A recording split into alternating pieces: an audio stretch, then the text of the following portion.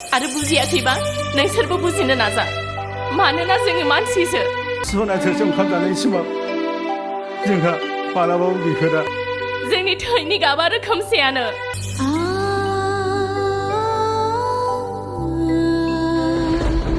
बर' सावथुन अनसायगिरि रायजो राजाफोरनि थाखाय गोजोनथाव खौरां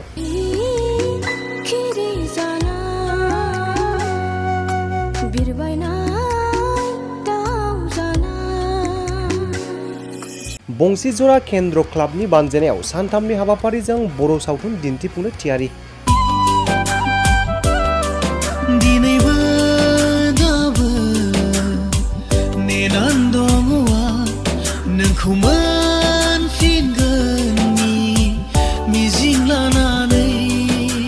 नोंगौ क'क्राझार जिल्ला परबतजरा महकुमानि सिङाव थानाय सेसापानि दै गुसु बाजाराव लोखि फुजाखौ लोब्बा लाखिनानै आबुं बर' सावथुन दिन्थिनो थि खालामनायखौ नुनो मोननाय जादों। जोंनि बे दावहाया बबेबा मोनसे गुबुन हारिजों नङा।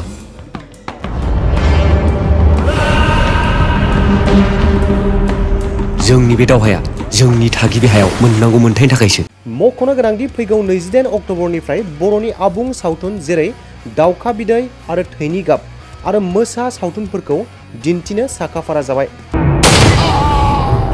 हाबेलाय आला लायबाय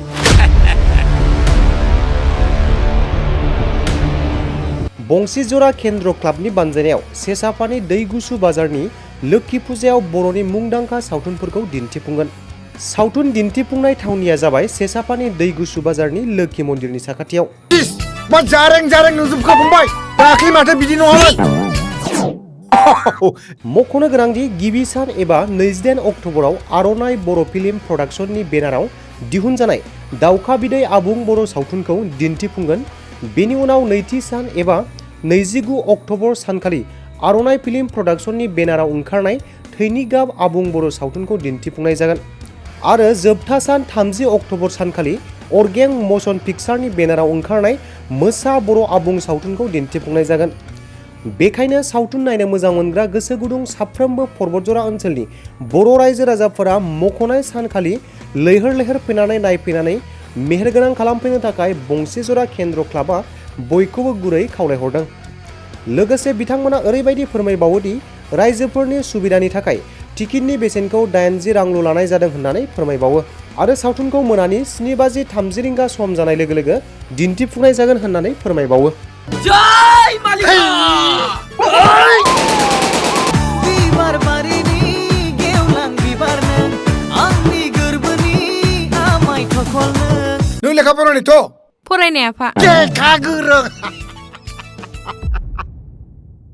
गासिबो मानसिनि थैनि गाबा रोखोमसेयानो आरो नों बेखौ मिथिनानै ला गोरिब मानसिनि आखाइजों सोबा जानांगौब्ला नोंनि हाथाया थाइसेबो थानाय नङा मिथिबाय।